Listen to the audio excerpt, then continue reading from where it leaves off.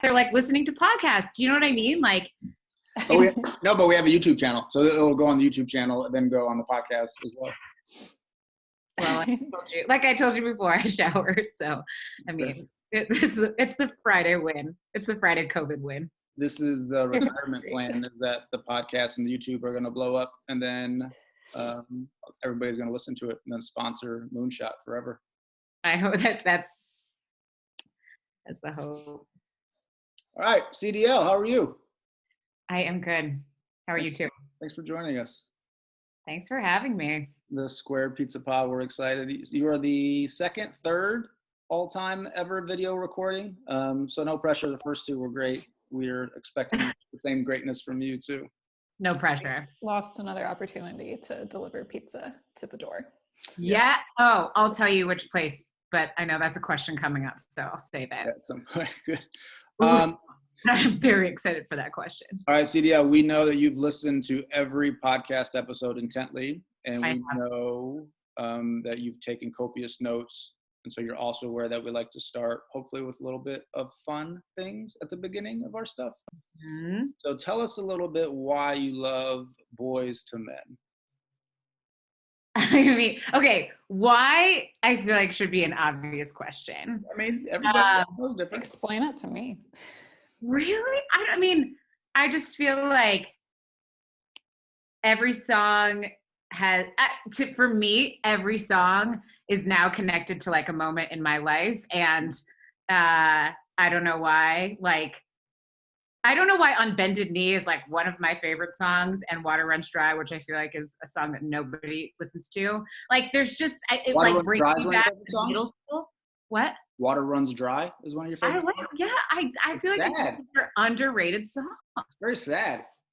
I know, but it's just, that's what I'm saying. It's like they elicit so much emotion in so many different ways. I feel like when I listen to Boyz II Men, I remember like my middle school angst, you know, and like Stephanie Tanner at Full House dancing to Motown Philly, you know, like there's so many things that like when I listen to Boyz II Men, it takes me back. So much so that I did go watch them in Vegas with my family a couple of years ago. Great show. It was great. And they also did open for Bruno Mars in Denver because Cardi B, I can't remember why she couldn't do it. I think she was having a baby. She was the opener? So like I'm very current on Boyz II Men. I just haven't tried the wine yet. I know. I think I sent you that text, or I sent somebody that text. Yes, you did. That's what we ordered you. Maybe your thank you present will be Boyz II Men wine. Pizza and wine. Did you have a bad breakup in middle school and Water Runs Dry got you through it? Honestly, I kind of looked like Ugly Betty in middle school, so I haven't heard somebody reference Ugly Betty. I'm really gonna test your listeners here. Like just huge glasses, braces, like frizzy hair. So if I'm being totally honest, I like pined over many people. Sure. But I don't recall having a successful relationship, and therefore no real breakup in middle school. It's just like, you know, I don't know. Yeah. Do you have a favorite, by the way? Do you have a favorite song? Probably Motown Philly. It's probably the first song I heard from them, like in second or third grade, which then that was my intro to them. And then everything else after that, of course, was magical. Ugh, really? I mean, good musicality, great vocals, a lot of emotion. Kelsey, your favorite Boyz II Men song? I think Boyz II Men was like slightly before my time. Kelsey, your favorite Boyz II Men song? Is there a song? Oh God! Should have been on the interview question. Like End of the Road. End of the Road. End of the Road. Thank you. Oh gosh. Okay. Second, doing some research about you. There's also a rumor going around CDL about how you've leveraged experiences at Orangetheory, the workout spot, into some of your work and education. So one, is that rumor true? And two, what the hell does that mean? Do I get to know how you got this rumor into your... Potentially. Depends how well you do with the rest of this episode. I wonder if it's like Foo or someone else. Potentially. I think. Go ahead. Anyway, yeah, I mean, the rumor's true. So there was a time in my life not so long ago that I was obsessed with Orangetheory, And it was, honestly, it was like happening at the same time. Everyone was like obsessed with blended learning and this idea of station rotation, and like everyone believing that like station rotation was the thing that was going to like change the way that we learn. And so I like kind of got a little bit obsessed with the idea that like we learn a lot about education by learning concepts like not in the education sector, but through like other means. So we would like take people to Orangetheory, and essentially it was like a station rotation model, and we'd like let people debrief that experience, and they would talk about like the role of technology, like wearing a heart monitor, seeing it on a screen, like was that motivating, was that demotivating, how did the space impact them, like how did it impact them to like be next to someone who was like way better than them or like way worse than them, or who their coach was. I was just like, every time I went into a class for myself, I thought about like the nuances of that and how everyone experiences it differently. And this idea that like, we can't just blanket say this innovation is awesome. And because then everyone just experiences it so different. And so then we're like, oh yeah, okay, great. Kids are different. They have different needs. Like one solution isn't going to work for everybody. And so I loved it. And some people also loved it. Some people hated it. Not so much. I mean, it tanked. We did it with our first cohort of Moonshot fellows. What did they hate about it? I think, well, one, it was like late in the day because it was the only time we could get class. and like B, like some people just like, I don't like working out, you know, like they were just, fair. It was, yeah, you know, and honestly, if I like really thought about it, and I mean, you could have definitely opted out, but I think about like ableism and like how that made people feel. And so, you know, if I had a do-over, I'd do it differently. But like, it was a really fascinating thing to like learn about and talk about innovation from the way like people personally experience it versus just saying like, I may never experience station rotation, but I'm going to tell you, for all these kids, blended learning is like the way to go, you know? And so it just was a nice way of, I don't know. I mean, also Orangetheory isn't like necessarily an easy on-ramp to No, that's what I was thinking. If you've never been to a class before, right? No. I mean, 0 to 100. It's the definition of 0 to 100. Well, but like, think about that's in some ways like what people expect kids to go from, like a classroom of sitting with 5 and a teacher. And then like the next year, you're like, we decided to go station rotation. Like, we'll give you some like warm up, but it wasn't, you know, it's not like you gradually like worked your way into this independent learning time. So I don't know. I mean, it's kind of what we wanted, was like that kind of jarring experience in a way. I do remember my friend was like, I just left and I threw up and came back, and I was like, okay. She's still my friend though. So that's good. Yeah, team building nonetheless, if nothing else. It's true. I mean, that's the thing though. For some people, it did build a lot of like camaraderie, right? And some people were like, I now belong to Orangetheory from that like one time we did it. But it also says like everyone's going to come out of those experiences like in a wildly different place. Yep. You know? Anyway. That's good. So use that to kind of transition to current day. So we're going to get into what you're doing with Moonshot and some other things, but COVID affecting so many across the country, but really across the globe. Talk to us a little bit how it's affecting your day to day. I mean, it's bizarre, right? Like, I feel like honestly, every day is a different adventure. Every day is a different adventure, from I'm worried about my parents to like our organization is going to be completely fine and everyone's resilient and everyone can move virtual and it like nothing changes, to like, is the cash that I have in the bank the only cash I'm going to have? And when this thing runs out, like we fall apart as an organization. And how do I show up as a leader to our fellows and to our teammates and to my teammates, right? Like that oscillation is probably even more than daily. It's like hourly.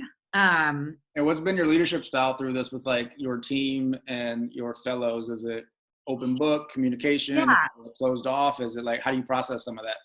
It's a great question. I mean, we're super honest. I mean, I'm really honest with my team. I'm like, we have to plan for all the different scenarios that we have. Like the good thing is like, there's like cash that's going to take us, further into the year. And some of that is because I'm like really frugal and like never want to spend money. So in this case, it's helped us, you know, like spend every dollar as if it were our own. But I'm also like very real that I'm hearing I hear different things. People are like, and some people say like philanthropy is not changing. If anything, people are going to be more generous. And in other cases, we're hearing people say like, we're protecting the grantees we have. We're not going to find new ones. And so that to me means like I have to maintain and care about the relationships that I have. I have no idea if I can create new ones, but like the best thing I can do is be transparent with my team. Like there's just a lot of different scenarios we need to plan for, and I want you to be a part of that with me. I don't go down like the rabbit hole of like, you know, we're all going to die. Yeah. That's probably not the best message. But I didn't think for our fellows who are also starting their own ventures, like anything that I'm learning about what people are telling me to do as an ED, and I have a lot of access. I'm fortunate to have a lot of access to people and resources. Yep. I'm just trying to pass those messages down to our fellows who are also just trying to navigate, like, what does this mean for me? What does this mean for my organization? That at this point is anywhere from like 1 to 3 years old. I mean, they're all like really kind of baby, early stage organizations. And so we're all just kind of trying to get through it together. I think my MO is to be transparent and to be collaborative. And every time I learn something new, just be really open to my team. I also think there's just like moments where our team is just like, I need to walk. Like I need to not do my job right now. And I think we're trying to learn that like we will not operate at 100% productivity right now. There's no way. Like everyone, there's like an undertones of anxiety that everyone's feeling, that if we think that like we can just operate as is, we are like, you know, just like suppressing what is happening to humanity, you know? I mean, I think it's important, right? Because like maybe leadership in any context would, some want to keep it close to the chest, some want to be open book and talk about it. But then with you specifically and the work you're doing, kind of incubating new organizations, but also leaders, all the information you have, while maybe scary to them, if you open source it, if they take it right, will be helpful given the context of philanthropy and the context of how education may change as a result of this.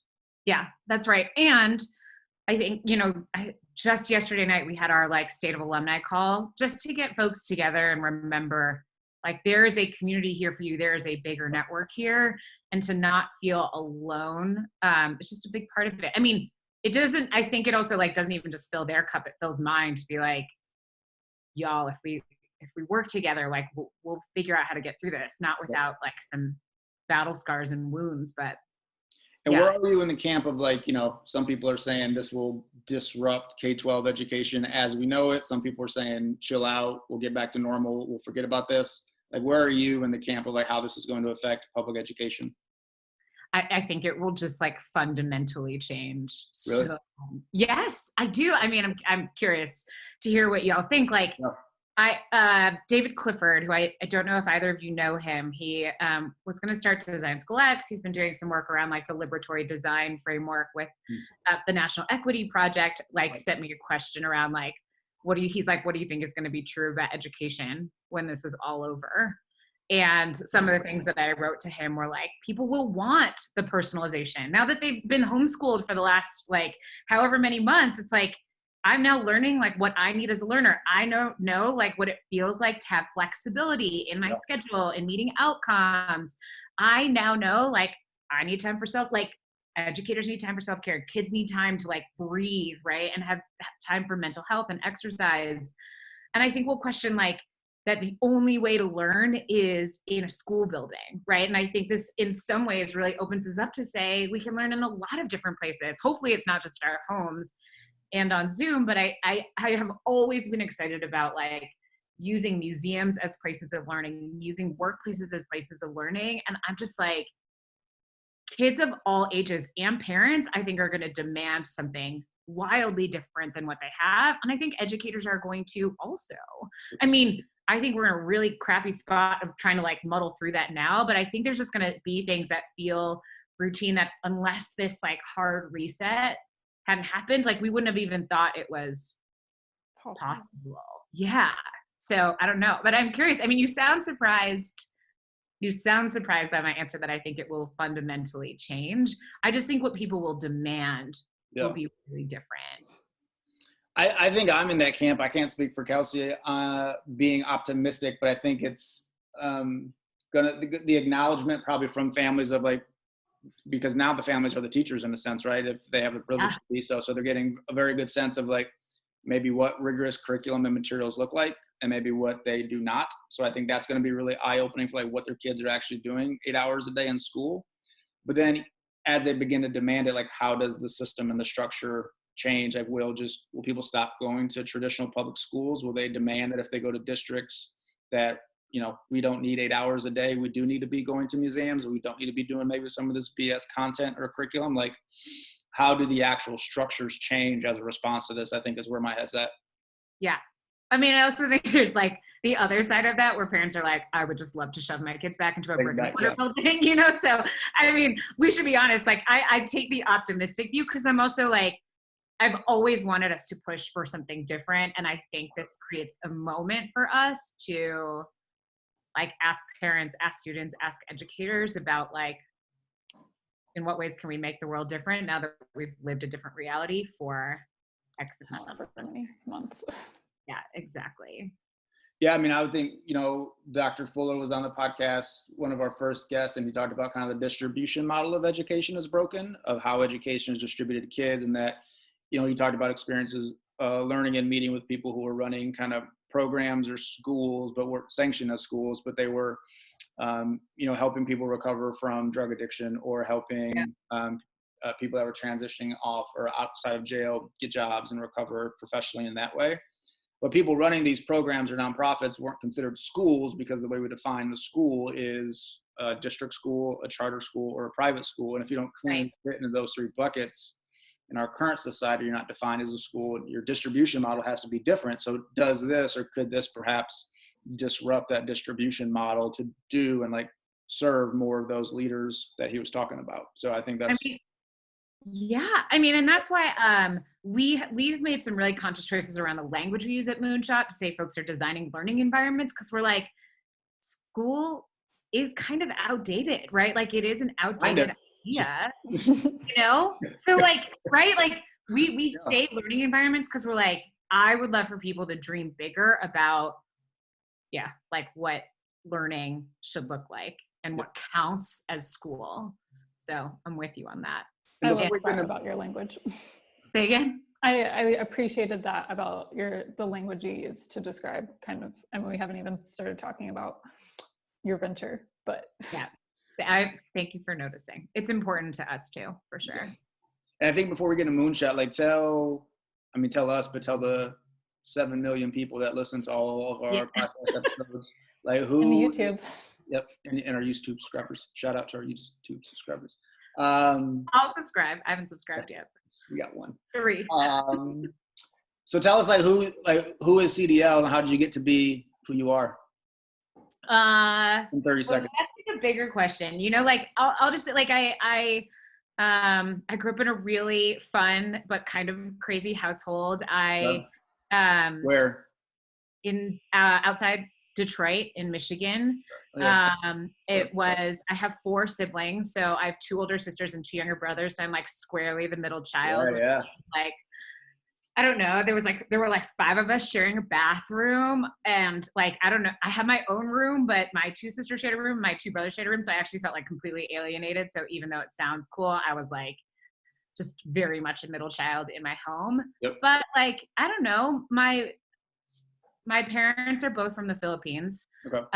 We all were born here. And I, like, when I think about the question that you asked around home, like we had home cooked meals, like we were building like forts out of like the cushions of the couch. And like, when you have 4 siblings, it's like, you actually, I mean, you still have friends, but like your family or your friends, like you're just always playing. Yeah. We were playing. We were like, I don't know why, when you asked this question, I was like, I just remember also slicing up cucumbers and putting them on a plate and trying to sell them to the imaginary people in my backyard. Like, you were hustling from a young age. How much did you sell them for? Say again? How much did you sell them for? I probably like 25 cents a slice, you know, like who knows? But I just like, I turning quite a profit.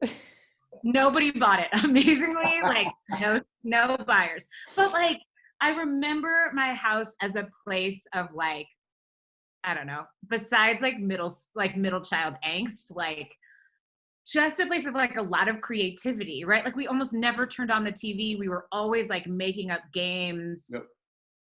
It was like, I was very lucky to have like that level of like play and privilege, and like high academic excellence was very much a standard in my home. Yep.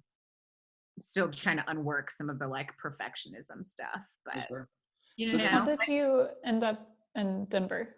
Oh my goodness. I ended up here. So I went from Michigan.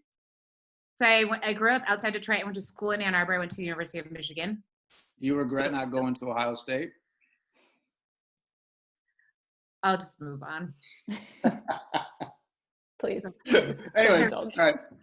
Did you go to Ohio State? No, he didn't. Oh my gosh. Can't be I was very proud of going to the University of Michigan. Then I moved to Chicago. I was a consultant in Chicago. Then I moved to Los Angeles. I worked for the Broad Foundation, did a lot of work around like leadership development and school leadership. That's like where I just believed school leaders were like everything to make or break a school. And then I moved to San Francisco, the Bay Area. I worked for Education Pioneers. I started their first year-long fellowship. So then I like just got hooked on like what it means to like create and start something and what it means to support leaders. And then I went to Boston. I did my education leadership degree there, and honestly got to this place of saying like, we've stopped believing in like innovation in education, or actually quite frankly, like stopped believing in the essence of what it means to create really strong learning environments for kids, driven by like Piaget, right? And just like other folks that had just written incredible things about learning. I was like, what happened? And then when I thought about like where innovation was happening, it was like all in charter spaces. And I really wanted to do innovative work in a district context.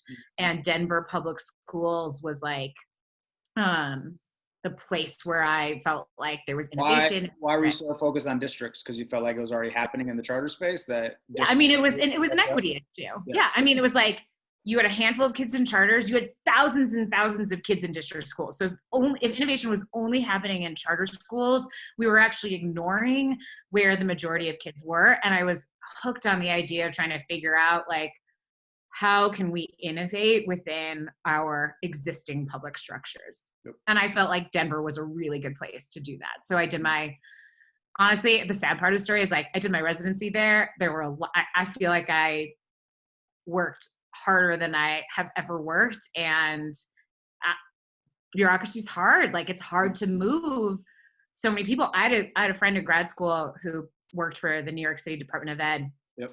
And kind of equated it to, oh, it's so depressing. It's like the Titanic, right? Where like you have the Titanic, the district, you see this glacier, like where you don't want to go. And you can literally like turn as hard as you can to one side to avoid the glacier, but like the ship's just like, it's like incrementally moving because the number of like people and systems and structures and cultures that need to move is so difficult, you know, like, and I saw that. Like, can districts be saved, or do we need to rethink districts? I think districts are meant to preserve at like a certain structure and status quo, for in some ways well-intentioned. Sure. That's a big question. I think districts can be saved. I think it requires some radical reinvention that would require a lot of people to be on board with that amount of radical reinvention, right? Well, I think important from where we start with COVID too, because like if districts can change and if COVID is maybe a breaking point to change that, will all those systems actually adapt or evolve for kind of a new vision of education, right? Yeah, I mean, one of the things that I used to talk about with someone here not so long ago is like, you know, new schools get a year zero where they kind of decide like how they want to be and like have a whole year to figure it out. Yep. I and a colleague of mine have just been like, wouldn't it be interesting if we had a year zero for districts? So part of the reason I think they never reinvent themselves is if you think about a school year, which I think is flawed, is you have the fall, which is when everyone's trying to figure out what's going on. Yep. October, when like things are happening. November, when people are like, sorry, it's Thanksgiving. And then when you get back, they're like, sorry, it's like the holidays. January is, sorry, we just got back from the holidays. February, people are learning. March is testing. April is, we're done testing. And then May happens and school's over, right? And then we just do it all over again. And it's, while there's like all those breaks, it's like kind of exhausting. The calendar doesn't allow for reinvention, right? Like if you're a teacher, you're probably out on summer vacation for like 4 to 6 weeks before you go back and like start PD again. So like, where is the time to like take a pause and innovate? So I don't know. Like in some ways, I think when we get out of just like triage around education, I wonder whether or not we'll get into this like, let's give ourselves a real year zero and innovate. But I do think the districts that decide to take that approach could come out very much on top. But like, we're just not even like mentally can't even get there. Yeah. So then take us from like, that's helpful context from Denver, but then kind of fast forward to where you are now with Moonshot. Tell us like what we need to know about Moonshot and the type of work you guys are doing. Yes. So we are a tiny nonprofit. I started this organization in 2015, got paid in 2016 for this job. And we work to service and support a really diverse set of leaders who want to design and launch new learning environments. And that means that includes both schools and programs. And sometimes for people, it means launching something. And for other folks, it actually means taking on leadership of an existing school and like changing it from that lens. And yeah, we run a cohort-based model. It's part-time. We tell everybody like, don't quit your day job till you know what you're getting yourself into, because it's a lot. Yeah, it is a lot. So the hard part is that means we work with folks on nights and weekends, and I mean, of course, we work with them on the design of that school or program, spend a lot of time with them, helping them understand like what it means to co-design that with students and families, and start to implement like things around what we're learning about the brain. So like learning science and thinking about outcomes that are beyond academics. But we also spend a lot of time, I would say in some ways we spend even more time when we first are working with our fellows on their leadership, right? Like, what do they understand about their leadership? Do they feel affirmed in their identity to be leading and see themselves as an entrepreneur? And do they understand? Why is that specific part, focusing on leadership, so important to incubating innovative things in education? Because I would say for a lot of our leaders, when they come into our program, they have been in so many different environments where their own identity has been suppressed. They haven't felt appreciated for the gifts that they bring to the table. That sometimes people are even coming to us being like, I don't even know if I should be here. There's a lot of imposter syndrome. And we're just trying to tell people and remind people like, whatever you come in with, whatever you have, whatever gifts you have like an insane amount of strengths. You have like gifts to give the world. And sometimes people just like need that space to feel reaffirmed in their leadership in a way they haven't in their work environments. And it's interesting in Denver, I mean, we have 3/4 of our students are students of color.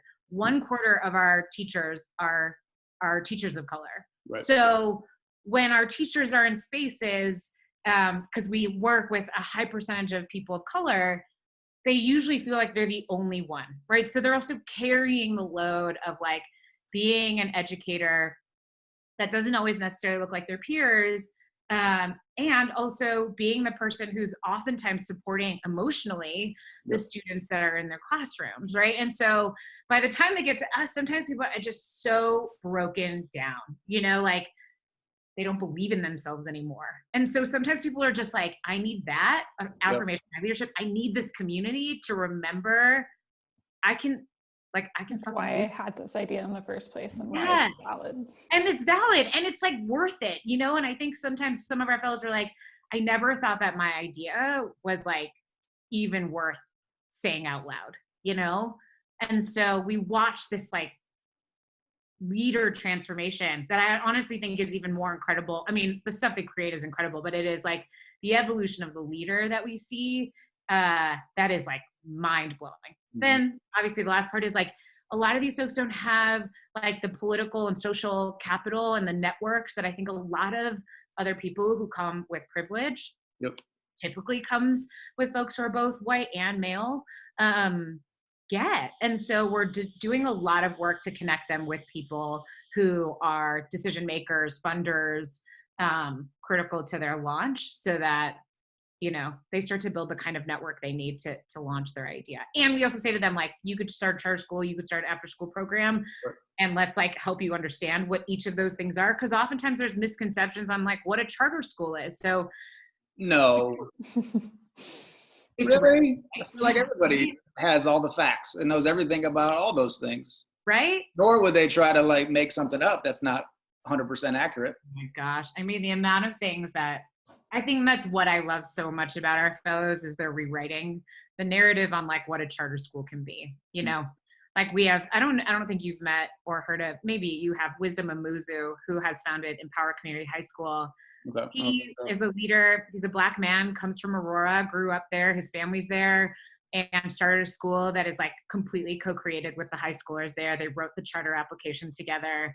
They built that school together. And it's like, charter schools were always meant to be places of like labs and innovation, and they turned into like a tool in so many cases where folks felt like folks were coming into their communities, right? And like building something they thought was good for them. And I think our fellows just kind of reclaim what a charter can be in like a really positive, community-centered way. So as I go through kind of these fellowships, it sounds like they don't know if they're going to kind of innovate within a district, innovate within a charter or an after-school program until after. And so it's kind of part of the design process. Is that right? Yeah. We really believe in giving them A, the information, the real information, and then B, the choice, you know, like I don't think that charter schools are the only way to create something great for kids. And I also like, I reject the idea that if we can't open new charter schools, which is very real for a lot of different cities where like the need for new schools is less, the public will for charters is starting to, right? Like there's a lot of pushback against charter schools. That doesn't mean that like learning doesn't need to change in school buildings, right? And so that's why I think we really value the multiple ways of changing learning that could happen through programs. And oftentimes programs are a really cool way of doing it because it means a school doesn't have to take on the extra burden of what does it mean to support, for example, like immigrant students and families or LGBTQ plus students, right, in their school. And our fellows are like ready to come in, provide that kind of programming. So there's just like, we just believe so strongly in providing folks that choice and helping them make an educated choice too. Yeah, I think it's great. I mean, oftentimes like a lot of people in the space know about the charter district dynamic, but then let's just say they both kill it and like they figure it out. They got the new wave of education done. I think people forget that kids still get out of school at 3:00. And it's like, now what do these people do? And so like, you know, after school programs, summer programs, I think the whole pipeline and the platform working together, but innovating together, I think is important because the nuance of it, one thing or one entity, I don't think is going to solve all the ills and inequities we have in public education right now. No, it's not. And I think you're right. Like, I think it's like, and in some ways it's like the network effect. It's also why we love doing this work all in Denver. I mean, folks have asked us like, will we go national or will we run like a national cohort? But there's something really beautiful about like, some of our programs are working with our school founders. Like they bring them into their building or like, they just see each other like outside of, you know, like at conferences or whatever. And there's just something about that like communal feel of the cohort and the way in which they work together that I think is so much more magical than if we had peppered 48 people across, you know, 50 states. So yeah, it's pretty awesome to watch it kind of grow and be built into something honestly so much bigger and beyond the organization in such a short period of time. That's so cool. Kelsey, do you have the next one? Yeah, just keeping on like the community feel and Denver. So you're in cohort 3 now? Yeah. Mm-hmm. So kind of what are the wider effects or impacts you're seeing on Denver now that you've moved into cohort 3 and raised all these new leaders? Yeah. I was like raised. I know sometimes there's all your babies, right? I know. Everyone's like, oh, you have like 48 kids. Like 48 kids. I was like, that is frightening. I think there's two things. I think one is, and we run like 2 events a year. Our big one is Showcase in December. A great time to come to Denver, especially if you are a skier. Booking a flight. Yeah. I mean, I would wait a little bit right now, but you know, I mean, they're probably cheap. That's the prices might be low. I think what's so great about Showcase is the current cohort of fellows kind of give 1-minute pitches on their ideas. And I think when people come to those events, it like inspires people to believe that like, wow, there are these amazing entrepreneurs who have like so many cool ideas about like how we can change learning that I've never heard before, right? And it's so, I think people are just inspired by the ideas that come. That is one. I think like the inspiration of the kinds of learning environments we want to create is amazing. I think the second thing that is so powerful is actually seeing like a very like racially and gender diverse group of folks who are also leading the charge. I think it is inspiring to the community members who come, the families who are there, and just to say like, oh, you know, like I think we have a very white dominated leadership in Denver. I think there were many conferences that I've gone to where it's like 95% white. I mean, don't quote me on that like data, but like that was what it felt like. And so now it's interesting. I mean, I want it to be different, but like when our Moonshot folks show up in a room, people are like, oh yeah, we can tell Moonshot folks are here. You know, like one, sadly, it's just because of the color of their skin. Yep. Two, though, it's because our fellows are like unafraid to like speak the truth about like what's going on, you know, and to call things out when they feel white dominant, to call things out when it feels like racism. That's it. It's like the way they show up is pretty palpable to the people. And I think, you know, with every cohort, it just means like we're growing that by 15 to 20 every year. So like, it's just nice to see this like inundation. There's just like I don't know. I'm very lucky. I think our fellows have like a very good reputation. It's just like, people are like, I talk to your fellows. They're like super open to feedback. Like they want, it seems like they want the help. They like really believe in the power of community. Like there's just like a lot of cool commonalities that people see.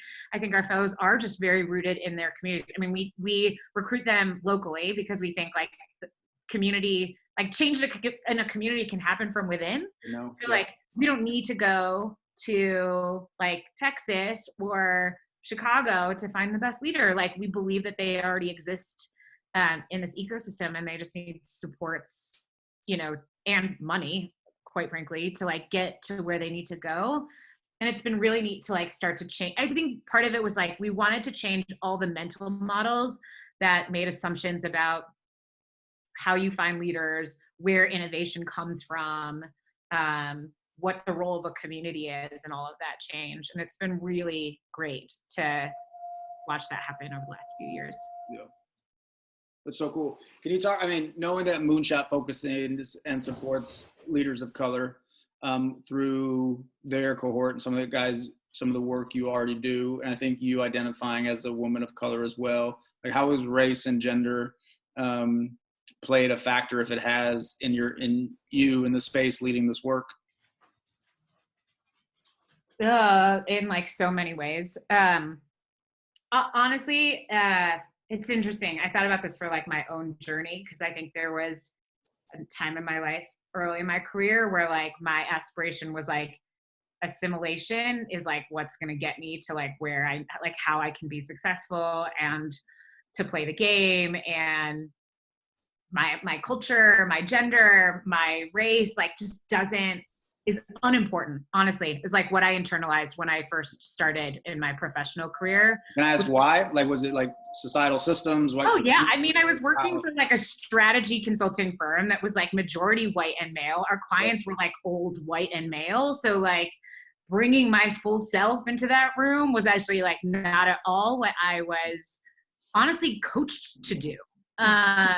You know, and it was like, I really feel like now that I look back, like I wore really ugly clothes because I think that's like what every other consultant was wearing, just like to that level of assimilation. And it was funny. And I also think like being Asian American, like there's like it's almost like the self-fulfilling prophecy that like you're not loud, you're not out in front, like your job is to like serve other people, and like, you know, like I just had this like, you're not threatening.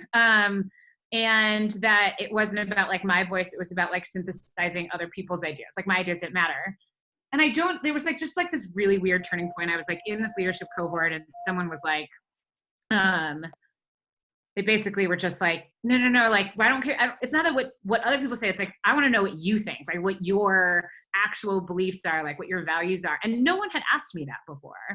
And so like, that was like this moment in time where I was like, huh, fuck. Like I haven't, sorry, can I do that? No, we're pro cussing. It's good for kids. Right. I was like, there's going to be like an explicit version, then like a, edited version. Education is explicit, CDL, that's what we say. Geez. Someone's gonna like take it and just like take that little blurb and play it over again. I just was like, honestly, that wasn't until like 5 or 6 years ago where I was like, I'm allowed to like have my own opinion, have a set of values that I believe in. 5 years ago, really?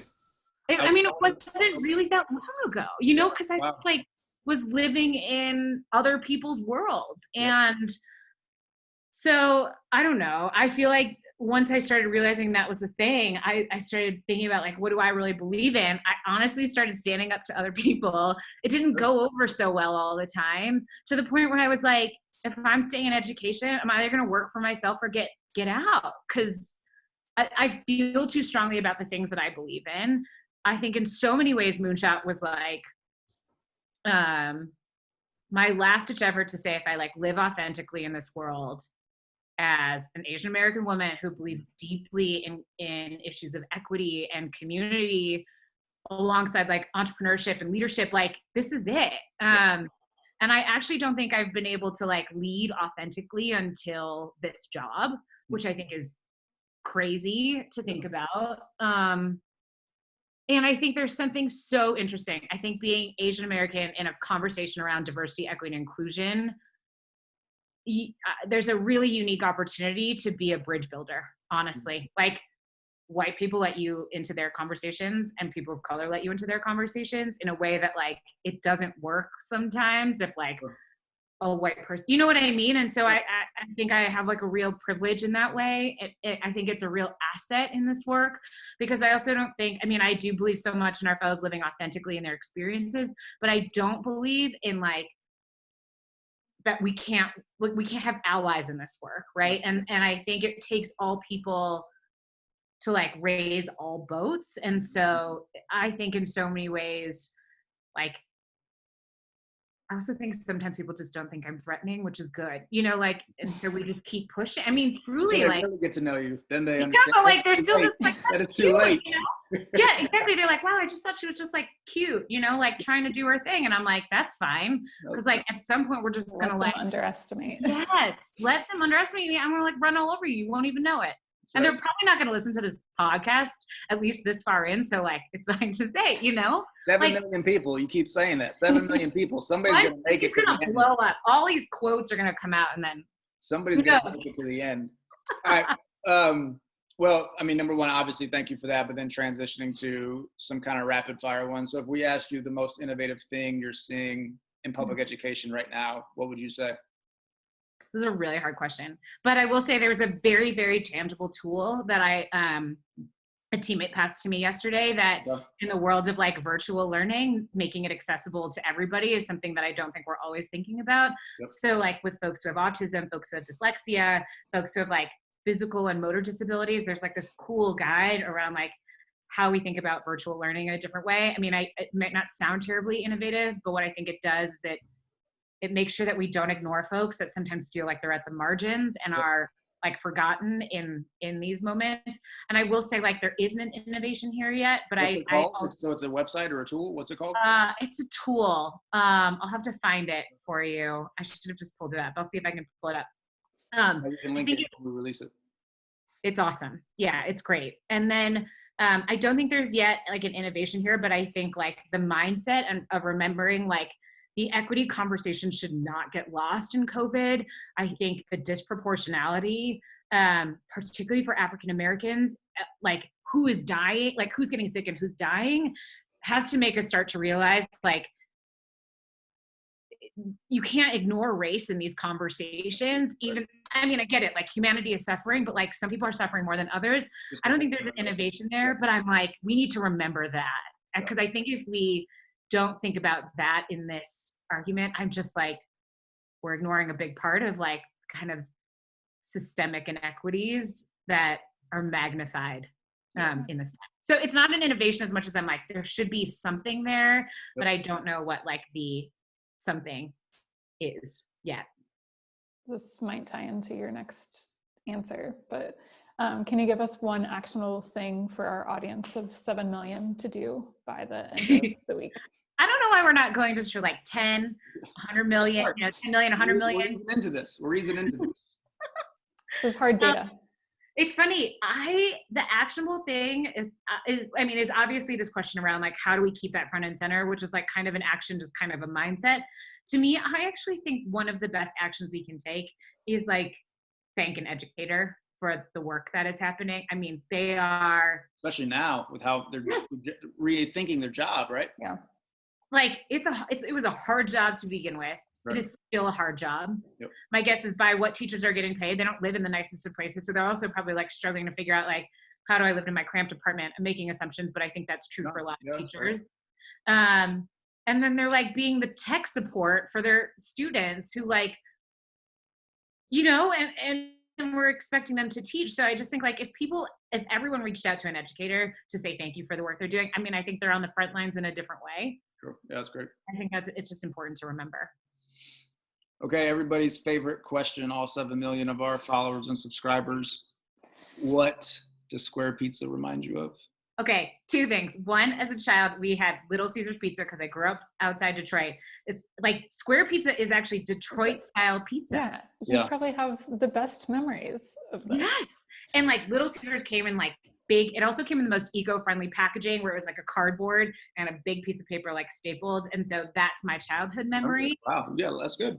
Now, though, because I hate Mondays, my husband and I... and we're back to hating Mondays.